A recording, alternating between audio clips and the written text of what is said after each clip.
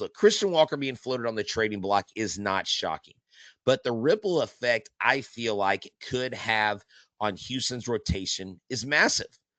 So we're going to unpack moving Walker and how that could be a chain reaction where Dana Brown needs to finally bring order to a crowded infield. Think about the crowded infield. And no, I'm sorry, guy with shorts, I love your name.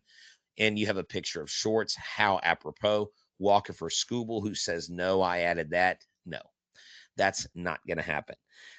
So let's look at the current logjam of what's going on. How much value does he have? Well, he hit 25 plus home runs and 779 OPS. It was his lowest, but he's still a gold glover. He's still a very good player, very serviceable. And I don't know about what they would have to eat, but that is definitely something that they would have to consider. But Mr. Moreno, hold on. Before we get into that, let's talk about the current logjam and why it makes sense for the Astros without getting into the details of figuring out how. So the left side of the infield we know is locked down. Carlos Correa at third, Jeremy Pena at short. And so there, right there is your defensive foundation. On the right side, it's a bit of a puzzle. Isaac Paredes is coming back. He will be here. You're not going to trade him. He has the bat, but he has limits on his range, okay?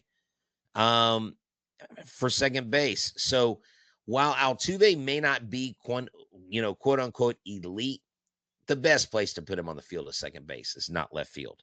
So if that's the case, then you can take Isaac Paredes, put him at first. I would much rather move him to first. And then that way you would open up left field and DH more often for the big fella himself, Yordan Alvarez. Meanwhile, the contract of Walker is really what's looming, the $40 million. And the position overlap kind of has the Astros' hands tied, so they have to almost be creative with this, all right? So if you trade Walker, suddenly everything falls into place. Follow me here.